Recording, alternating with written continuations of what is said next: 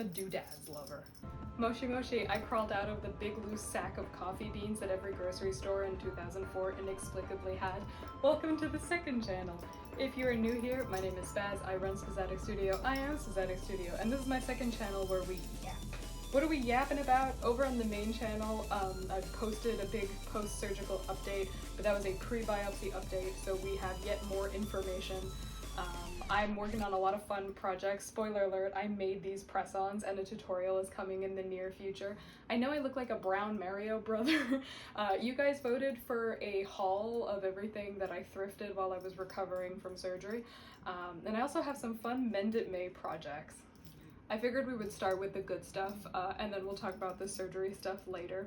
If you do not already follow me on TikTok, go hang out with me on TikTok because I have been chronicling the last, I don't even know however many months. You may have noticed the background changed. We are currently in Reno City, so my desk is almost done, and then it'll be ready for filming again. Do you like my little doodads? I feel like I match. I think I match the doodads. Okay, first basic housekeeping. How am I doing? I'm okay. I am now officially 10 weeks post-op. So I'm definitely like out of the internal injury danger zone. It's going to take a full year to do a full recovery post-hysterectomy, and just because in the last 2 years I have been operated like 7 times, so there's a lot. There's a lot of shifting around internally. My mortician internship is coming to an end, and so I went and get a day job at an old folks home. And that's really fun. I'm only working 3 days a week because that's really all I can take. I am coming to markets near you if you're in the Montreal and surrounding areas this summer. So if you want to come check me out at a market with my super fun, cool Y2K weeb merch, follow me on Instagram so that you know where I'm gonna be and when I'm gonna be there. How did I pass the time while I was recovering?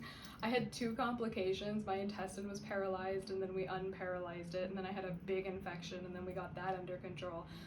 So I was on strict bed rest. Like I couldn't even like sit up in a chair, and it was also really uncomfortable and painful. So I basically just lay in bed and hunted for things on eBay. As always, big shout out to my friend Nadra Tan. Nadra repurposed. Obviously, I get a lot of my stuff from her. We're starting with these. Italian charm bracelets are making a comeback, which like, these were the bane of my existence as an Italian child.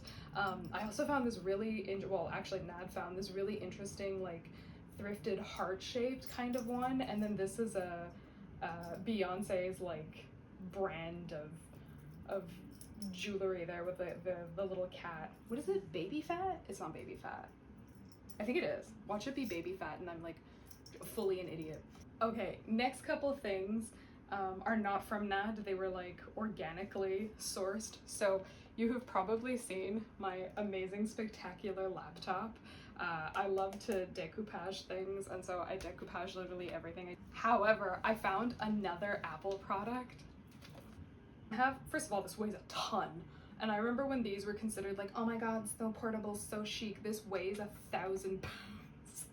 I don't have an adapter yet to charge it. Look at that. These days you need like a dongle to connect anything to anything. Look at how many ports this goddamn thing has. Spectacular. Okay, next, while I was recovering, my mom was cleaning out her closet, so I stole a bunch of shit from her. Hated this purse growing up. She was like, you used to tell me it was tacky. And I was like, yeah, but now tacky is back in. So she was gonna throw it away. It's like in perfect condition. So I took it and now it's mine. The best part of having like a young cunty mom is like now that she's a retired baddie, I get to like inherit all her accessories. I was there when she bought these. These are just like blowfish, like wedge heels. They are so fun and chic, and I cannot wait to wear them. Having a big post-cancer blowout DJ'd pool party, I'm going to be wearing those.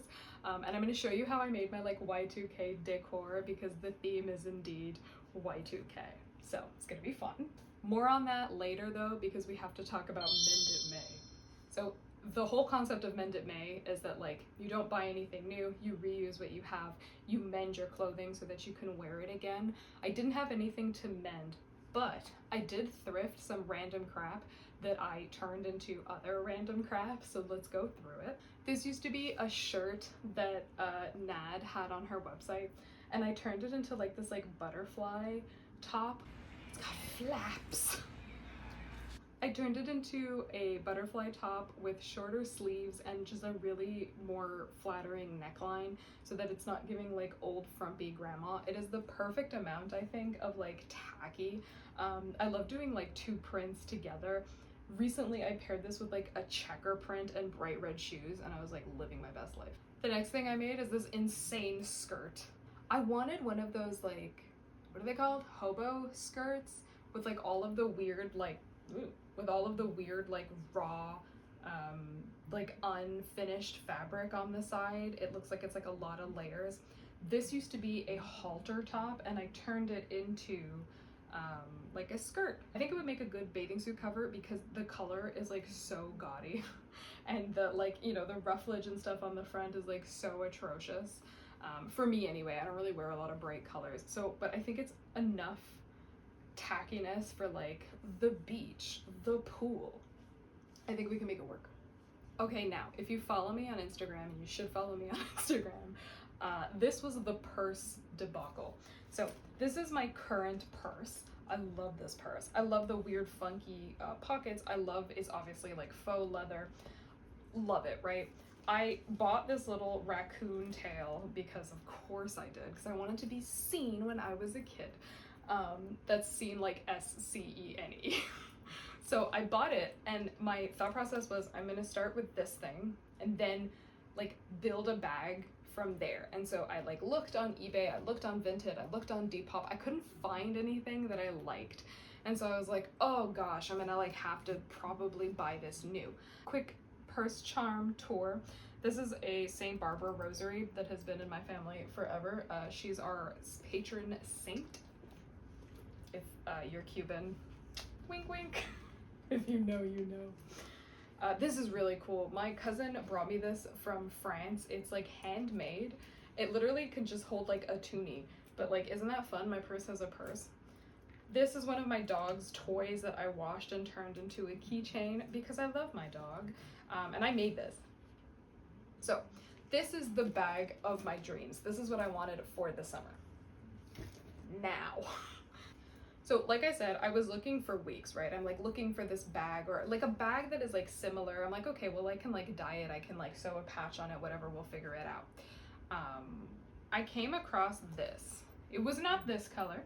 I will show you what it looked like. So it was advertised on eBay as being a brown bag. Sigrid Olsen, which is the maker of this bag, does make a brown bag in exactly this construction. And really what I was looking for was a bag with like cargo style pockets. That's really what I wanted. The color wasn't a deal breaker, but since I found it in brown, I was like, oh, perfect, it's already brown. Opened it, as most vintage bags do. It smelled like piss, but it was also stark white and gray. So I was like, okay, what do? Do I like donate it? Do I find somebody who wants it? Do I dye it? And then I was like, can I dye it brown? I decided to dye it black. As you can see, it is very much green. I used RIT dye for the first time ever, so I probably didn't do like the best job in the world. And like, it's certainly not the worst bag in the world. I just haven't really figured out what to do with it. So this was a bit of like a mend it may fail. That having been said though, like I'm not too worried because sometimes you buy things and you think that it's giving and it doesn't, and you're like, ugh, I guess I'll hold on to it. Like during Mend It May, I had 2 bikinis that I bought that were advertised as like plus size because I'm an E-cup post hysterectomy. They are not plus size, okay? Like it could probably comfortably fit maybe like a smaller C cup, but they don't fit me.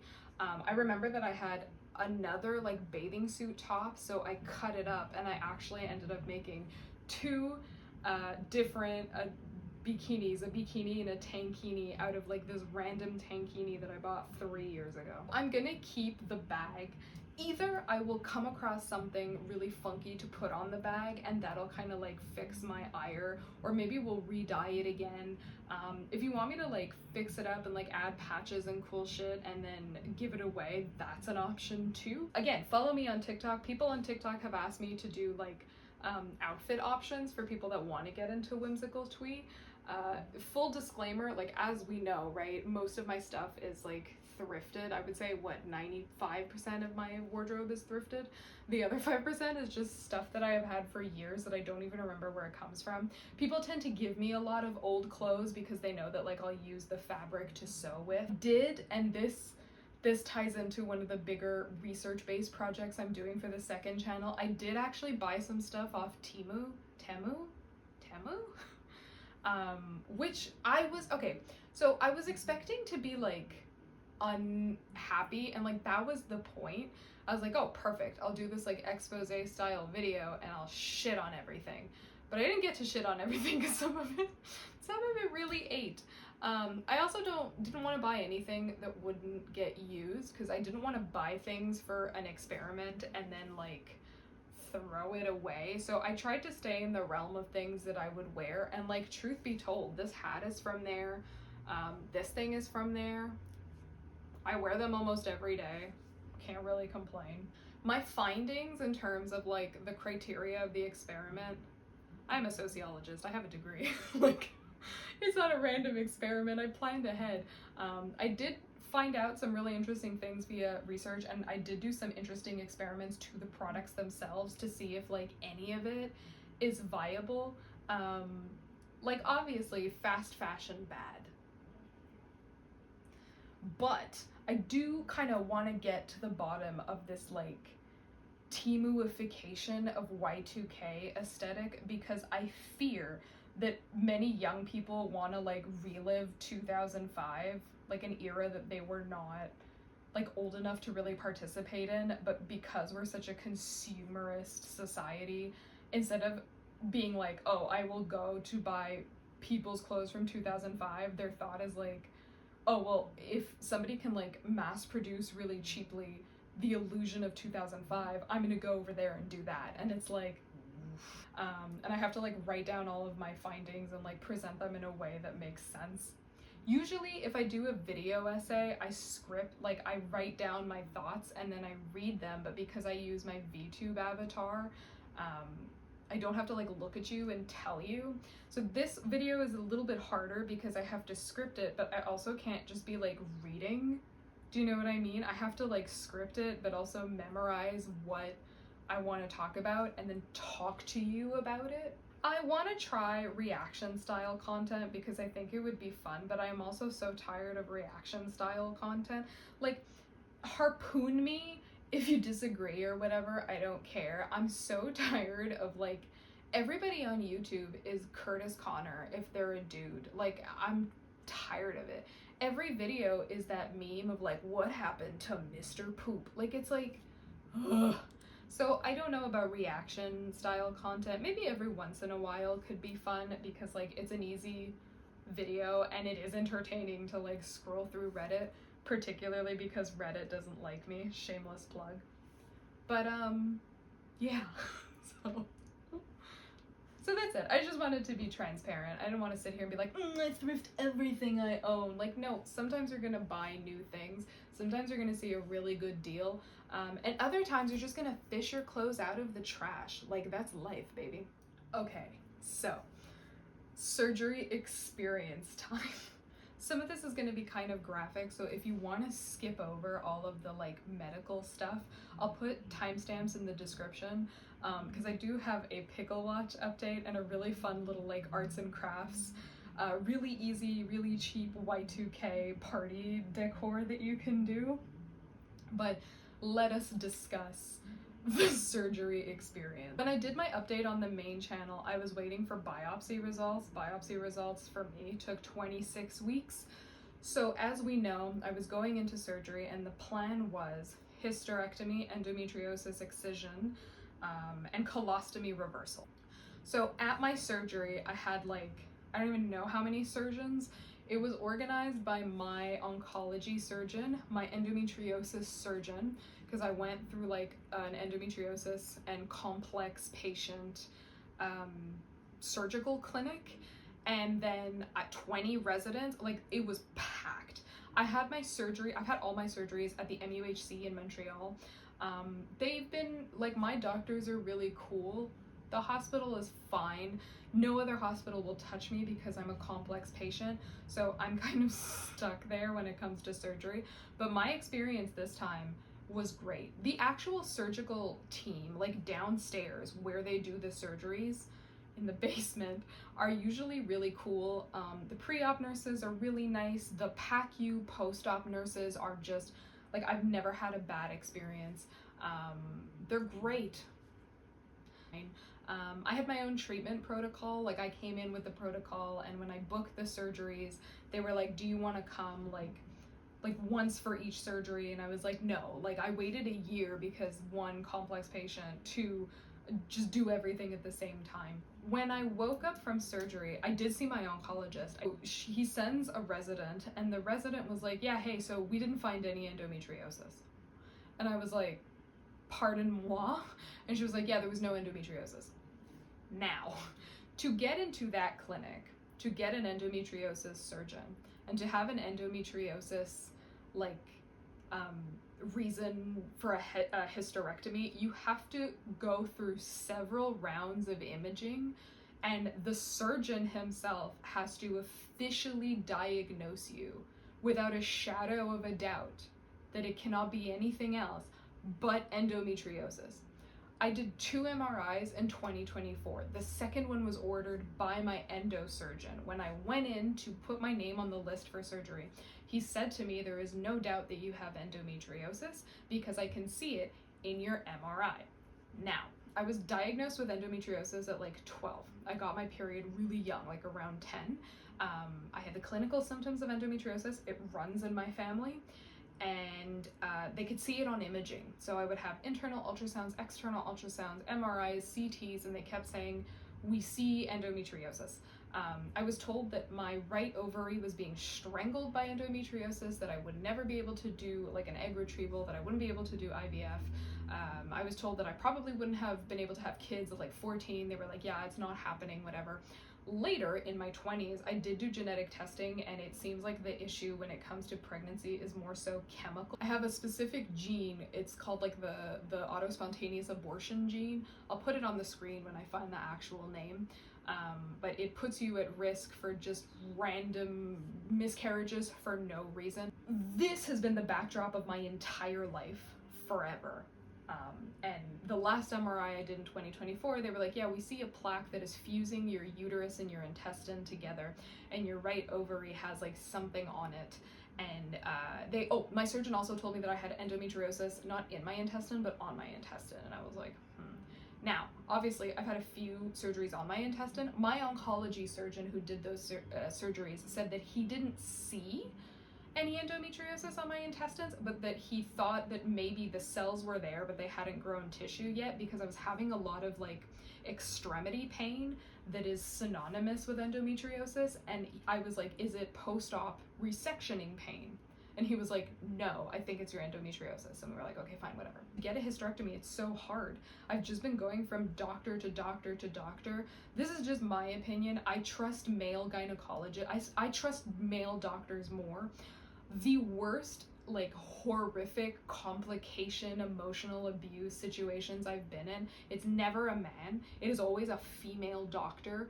A lot of them were older women. They were older women with many children, and they made me leave their office crying every single time because they did not give a shit about my pain. They didn't give a shit about my symptoms. They didn't give a shit about my quality of life. They truly saw me as like a baby incubator and nothing else. My endosurgeon is a male and his resident is a woman. The woman, by the way, was super nice. She like took my file and she was like, I've been studying you for weeks because I'm so complex. And she was like really lovely, and she came and tell me that, oh, we didn't find endometriosis, and like she was really cool. My male surgeon is really cool too. I was blown away the day that I met him when he ordered the last MRI. I was ready to go in there and have the same argument that I have been having for like 5 years of like, chemically I can't have kids, physically I can't have kids. You guys keep doing shit to me in hopes of making me fertile, and I don't even care about being fertile enough to have children. I just want my constant horrific suffering to end. and no one seems to give a shit because I'm in my 20s and, well, eventually you'll get married and have kids. And so I was like, can I have a hysterectomy? And he was like, do you want a hysterectomy? He said, I don't give a shit about you having kids. It's not up to me to decide if you want to or don't want to have kids. I believe you that having children is a non-issue for you, and I just want your pain to end. 10 gynos later, and that's when I knew. I said, you are my surgeon. So the resident that came on day 2, she was like, hey, we took out your uterus and that bitch was fucking deformed as hell. The plaque that they thought they saw in the MRI was not scar tissue, because like endometriosis tissue, it can't come out on your period because your body is growing uterine cells where there is no uterus. And so every time you have a period, they turn into scar tissue and they just turn into like plaques, like internal scabs, but it gets so out of control that they start to stick your organs together. And so the plaque they thought was scar tissue that was fusing my uterus and my intestine. And she's like, no, it was the uterus. My uterus had grown for some reason. On the back of your uterus, there's a section called the torus, because it looks like the Taurus constellation. And it had grown into my intestine. So it had fully deformed to the point of growing into another organ. The ovary that for years I have been undergoing extremely painful internal ultrasounds for, that they told me was strangled with endometriosis. It was a cyst. He was like, yeah, I just cut it off. Quick question, what the fuck? I have been diagnosed with endometriosis by every GP and pediatrician and gyno surgeon and fertility doctor, like everybody has always, like for years. The resident was like, look, you may have adenomyosis, where like the cells of the endo are in the uterus, but they haven't left the uterus. And so the only way to know is to biopsy the layers of muscle in the uterus. About 6 weeks go by, I go in for my post-op appointment, and I'm like, hey, what the fuck, right? Because like, and my surgeon was like really jumpy and really nervous. Okay, my surgeon, both my surgeons are total sweethearts, but my endo surgeon is like really cool and hip. This dude is like just like a cool Montreal dude, right? And so like every time we see each other, we like have a blast because we make fun of each other and we like crack jokes, and he's fun to be around. I found it really weird. Like he even called me the night before my surgery just to like shoot the shit. And so I found it really weird that he had like disappeared off the face of the earth. I couldn't figure out why until I went to my appointment. When I got to my appointment, he was like really jumpy and really nervous, and he like wouldn't look me in the face. And I was like, this is so weird. And so he's like going through like what they found, and he's like, yeah, it was like really deformed. And so I'm like, yeah, I don't give a shit about any of that. I was like, what is the consensus of the biopsy? And he's like, oh, so we tested you for like every known uterine disease and a bunch of different cancers and adenomyosis and endometriosis, and there is nothing wrong with the cells. And I was like, okay, hold on. I was like, what do you mean there's nothing wrong with the cells? This is when I realized like what was making him act so weird. All of a sudden he's like, well, you know, both ovaries are okay, so if you want to do IVF, you can do an egg retrieval. And I was like, okay, like that is the farthest thing from my mind right now. The many years of misdiagnoses really are what is concerning me. He's like, well, we went ahead with the hysterectomy because like you signed the papers and you told me that's what you wanted. And I realized that like he seemed so freaked out, and he was very obviously avoiding me, because I think he thought that when I got this news that like it's not actually endo, I don't know, maybe a switch was gonna flip and I was gonna freak out, because I was like, I could have been pregnant the whole time. But I like very gently reminded him, I was like, look, the problem is more so chemical, for which like you can't do anything about it. It's genetic. It's inherited from my dad's side. My aunt has it too. Geneticists sequenced our genes and found that it was passed down. Like, the issue really is chemical, and there is no way to fix it. So egg retrieval or no egg retrieval, uterus or no uterus, either I would have had to purchase an egg, like a donor egg, and have IVF, but then again, with a deformed uterus, who even knows if I would have been like, it's tough. My body is just not made to sustain life, and like, it's okay. But people get freaked out, right? Because when you're in your 20s and you're a woman, they think that you want to have like 17 children before you turn 30. And so he was kind of nervous the whole time. And at first I was like really upset, because I was like, you said that you saw endometriosis and like I trusted you. And he was like, and I know that he means it because he's a good doctor. If it was anybody else, like if it would have been like my past gynecologist, I would have jumped down their throat. I believe him when he says that, like, I looked at it and like he showed me my MRI and he was like, this is a plaque. It looks like a plaque. Like, you've had so much imaging done and so many doctors and so many radiologists have looked at it, right? Because like a radiologist writes the report of what they see. The doctor can edit the report, but they're going based on that. Like, so many people have looked at these images and been like, that's endometriosis. And I was like, I believe you, Dr. Redacted. He was really honest. Him and his resident kept saying, like, it's a shame that we don't know much about women's bodies and nobody is willing to study in depth women's bodies. And there's all of these like things even about endometriosis that we don't know and we don't care to know, and it is a big problem in medicine. The decision to have a hysterectomy was never about like children or no children. I just wanted quality of life. And so I'll like give you sort of the definite positives. Okay, if you're gonna have a hysterectomy, the recovery, honestly, fast as hell. If it wasn't for having like 4 surgeries at once, it would have been quick as all hell. Your vag hurts, sit on an ice pack. That night, I went in for surgery early in the morning at like 7 a.m. and I got out of surgery maybe around like 7 p.m. That night I went to bed, I felt different. Good different. No more inflammation. I don't have to get cortisone shots in my like ribs and my joints anymore. I've had early onset arthritis since I was 22. Gone. Attributed to the endometriosis. Gone. No more lymph pooling. My depression and my anxiety are so much better. It really do be that uterus, bro. Body pain gone, extremity pain gone, horrible periods.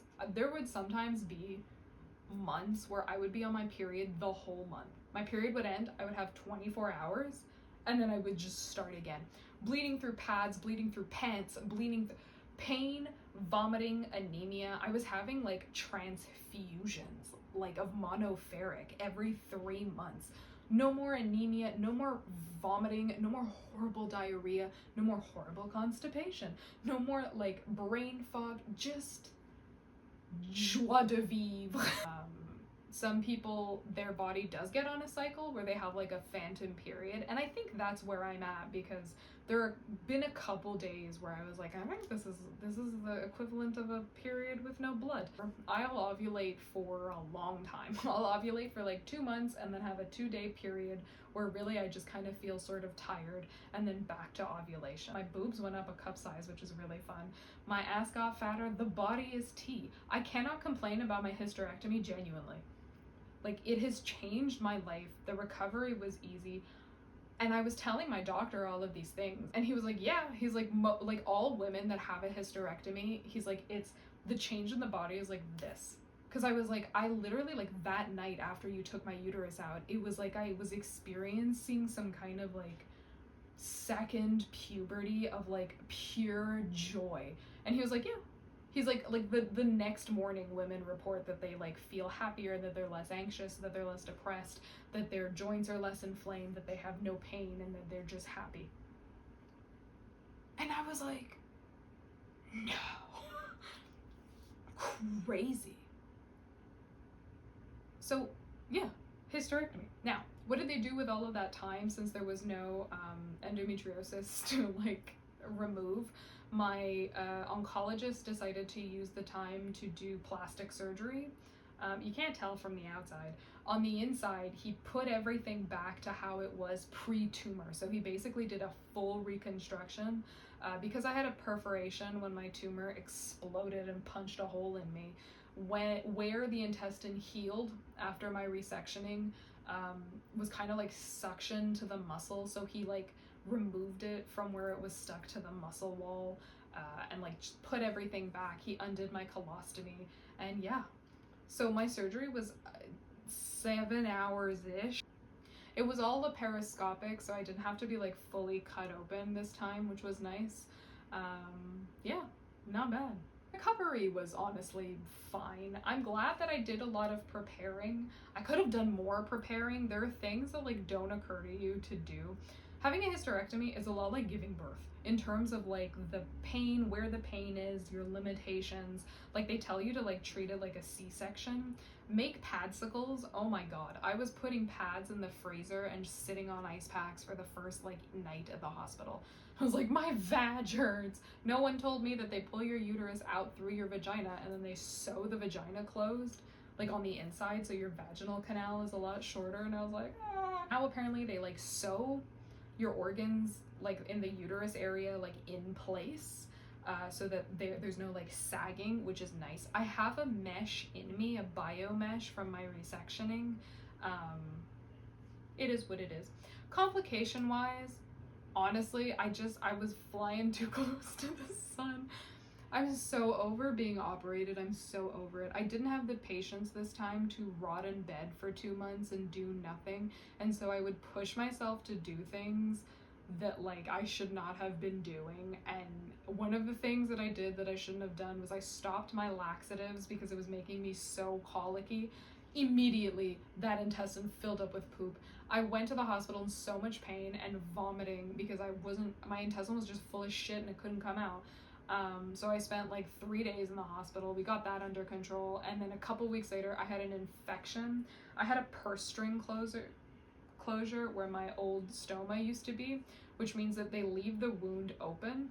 It's literally just like a big fucking crater, and then as the inside closes, the outside closes, and what they do is they pack it. So every couple days I would go to like the clinic and they would like take out the stuffing of the crater and then stuff more stuffing in and wait for it to close. It was closed, and I was like, oh, finally I can like uncover it and be loose in the world. Girl, the issue that I did not know, because I'm not a doctor, was that sometimes the skin will close but the inside is open. And so I created, like from the friction of my clothes, a liquid bubble underneath, like an abscess. I gave myself an abscess, and then it exploded and I had to be put on antibiotics. And yeah, then I was put on bed rest, like a real bed rest. Like you can't even sit in a chair, like bed rest. And I was like, oh god, I did this to myself. And I did do this to myself. And then I got gastro. So my official review of these surgeries is like, it was fine. It was a lot less traumatic. I was a lot more prepared this time. I was really excited to go in because I was like, oh my god, finally I'm gonna be done with like this colostomy and everything. And like the colostomy bag isn't really a big deal. After the first 6 months, it kind of just becomes like the background of your brain, and you're like, oh yeah, you have a fun little colostomy friend. You get to like really, I think, get a good look at your inside health based on what comes out of the colostomy, which for me was comforting. For that, I miss it. Pooping from the regular poop place has been really weird. Every time you have intestine surgery, your intestines, your brain, and your butthole basically have to like completely reconfigure themselves, and like your digestive system has a nervous system separate from your other nervous system. And so at this point, I think they have surgically touched my intestines so many times. I am going through another like reconfiguring. It's been really weird. Like the hysterectomy was really, I can't even tell that anything interesting was done. But when it comes to the colostomy reversal and the plastic surgery aspect, the abdominal pain was horrible. I couldn't wipe my own ass. My mom had to wipe my butt. I couldn't even, like, even this much of a turn. Pain, coughing pain, laughing pain, sneezing pain, talking pain. Like, it was just my everything. in my abdomen was clenched and I was so swollen. I looked 6 months pregnant. The complications have been from the colostomy surgery. Something I'm going through now is called high stool, low urge.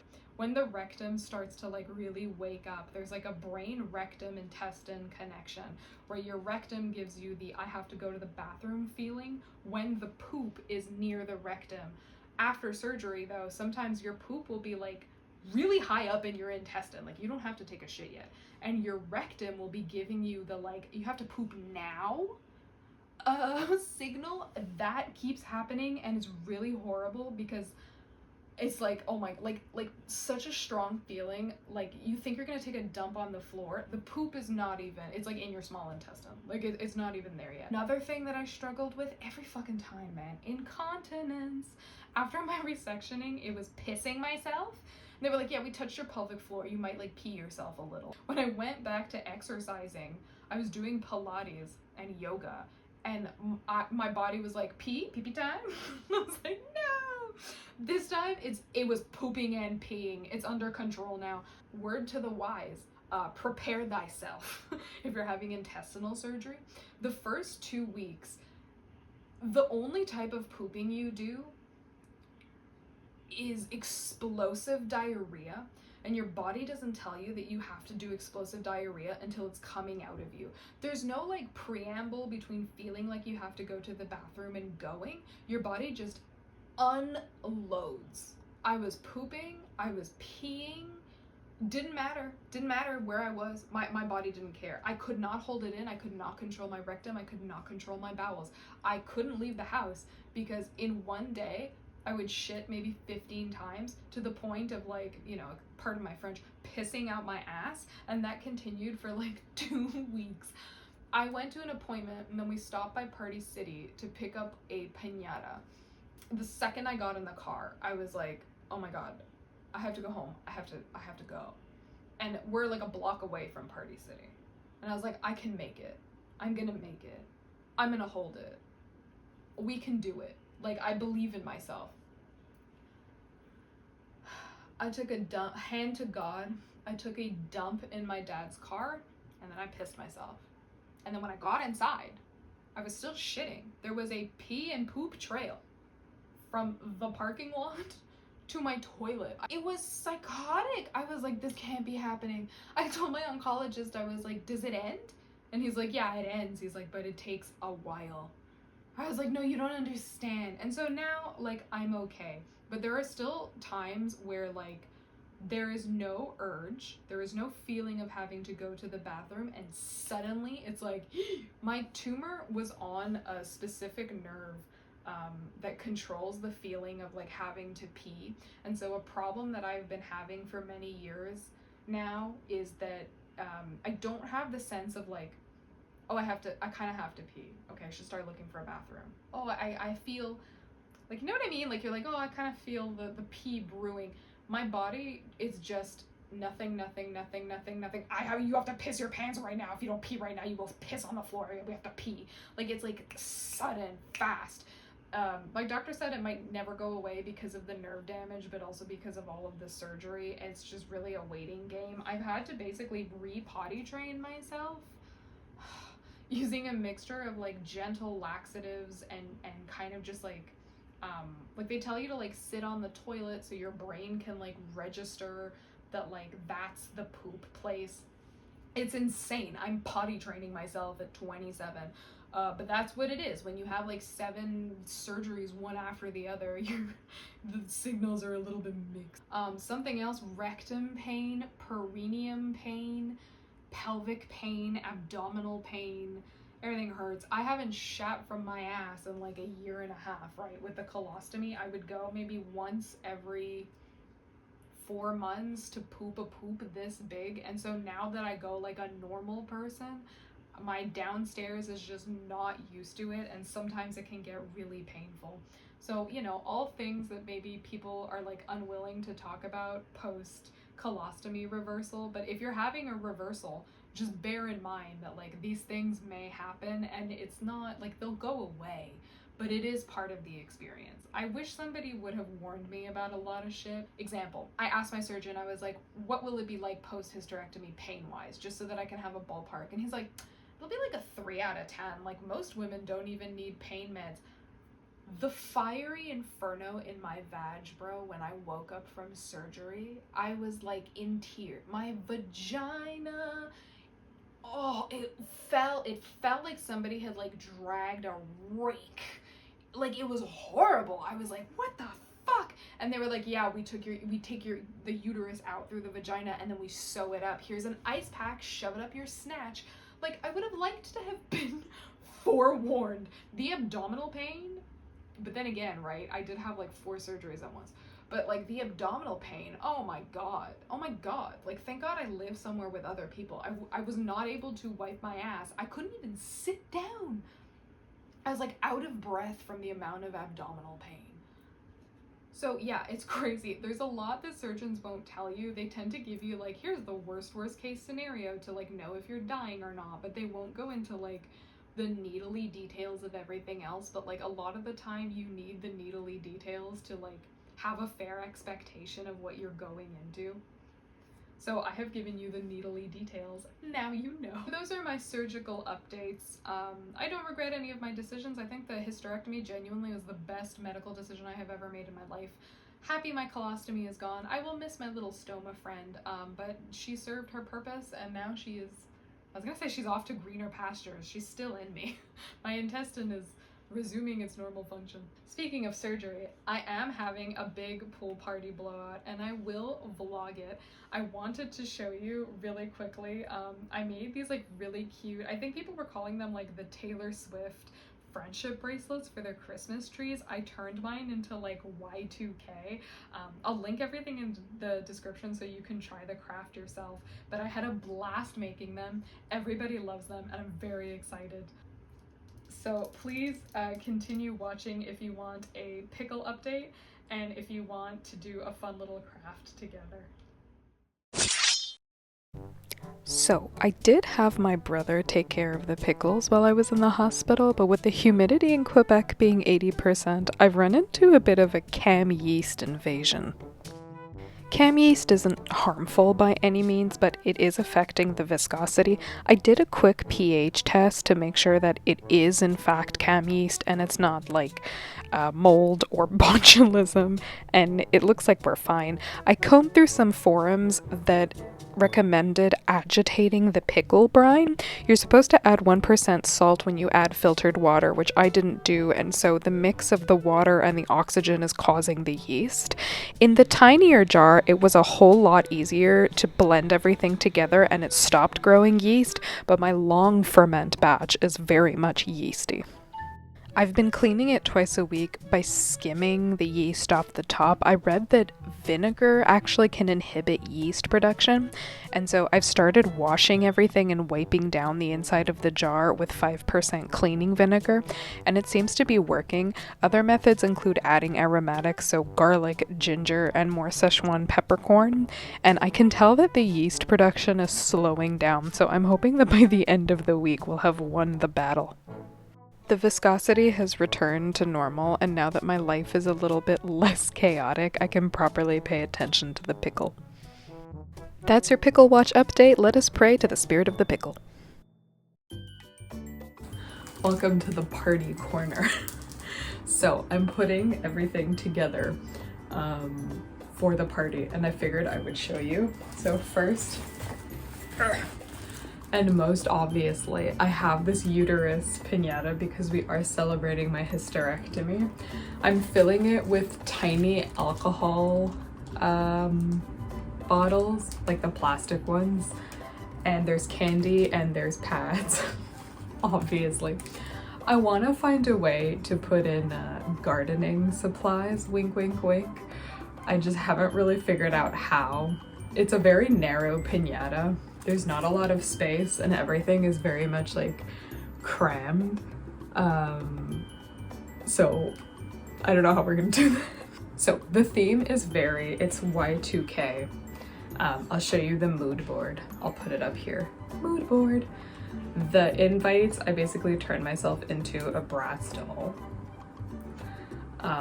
So basically what I did was I found a 90s 2000s style bathing suit and I backtracked from there for all of the decor. Tankinis had a moment last summer. So I bought a tankini. This is the top. It's like a nice powdery blue. And then the bottom is just a bottom. Very basic bitch bottom. Has a nice little ruffle detail. This looks like something that I would have worn as a kid. I'm gonna show you how I made these like friendship bracelet garlands, like right after this. For balloons, I have a bunch of leftover balloons from I don't even know how many parties ago. These ones blow up into a star. So blue and silver go together pretty well, I think. A pop of pink heart balloon, not the end of the world. It's very 2006, it's very Britney Spears. Now, because we're committing to the bit, in terms of tableware, I wanted to stay in the silver. So I got silver and gold. It's just little plates with stars on them.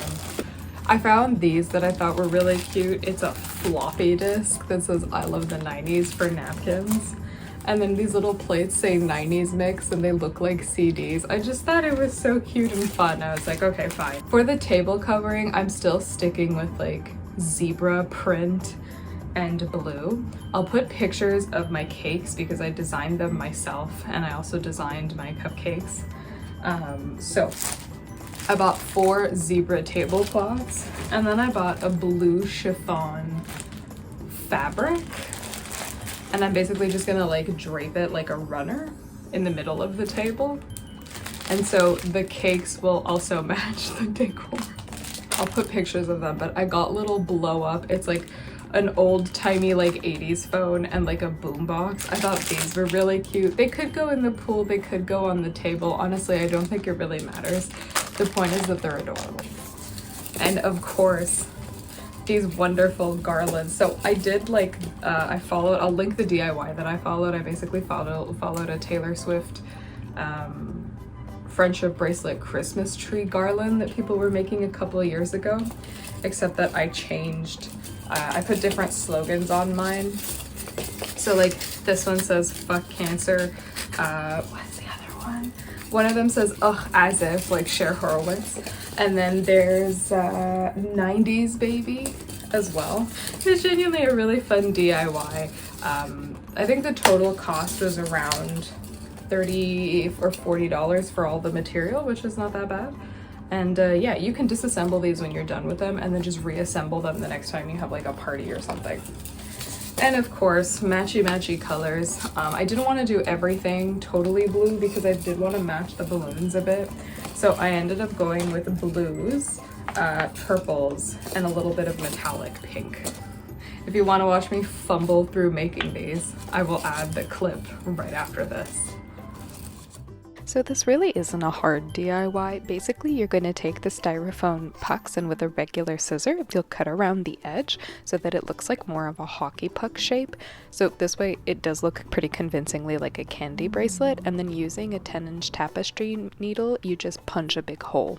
Next, you want to spend some time sort of planning out the design of where you want your balls and your styrofoam to go. I wanted to use all the styrofoam, so I had to come up with 3 slogans to be able to like not have extra letters and not be missing letters. And then you'll just add your stickers, or you can even like paint or use a Sharpie to get the letter. I have this lovely sack of children's ball pit balls. We just have to like thread them through. So I have this giant ass needle and like, what is this? 220 yards of balloon string. Let's see. We gotta pray to the spirit of the Dr. Pepper that I don't mess this up. Oh my lord. Where would it, I guess it, like, where would it go through? It'll go through like there, but like, oh, okay. That was like suspiciously really easy. And now can I pull the whole thing through? What the fuck? Oh, okay. It happens to be true.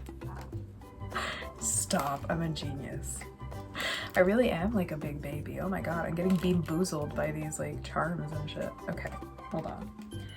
Is it giving friendship bracelet? I have pissed styrofoam everywhere.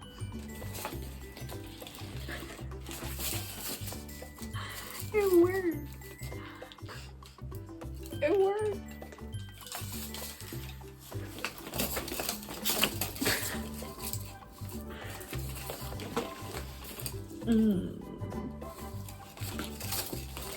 It's couture. Thank you for noticing. Well, friendos, we lived, we loved, and we laughed on today's episode. This one is gonna be a pretty long vlog because there's so much. I wanted to do these as a series of videos spaced out, but between the renovations and my complications, it just didn't work out that way. So a big second channel video is on the horizon, and I'll probably at some point upload a little like press on nails craft with me video. If you want to stay abreast, get it, of all my wacky adventures, join me on the main channel if you like art. Follow me on Instagram if you want daily updates on what I'm up to, and follow me on TikTok for more like lifestyle content. And yeah, if you enjoyed this video, please consider subscribing, and that's it. Don't shit yourself. Bye.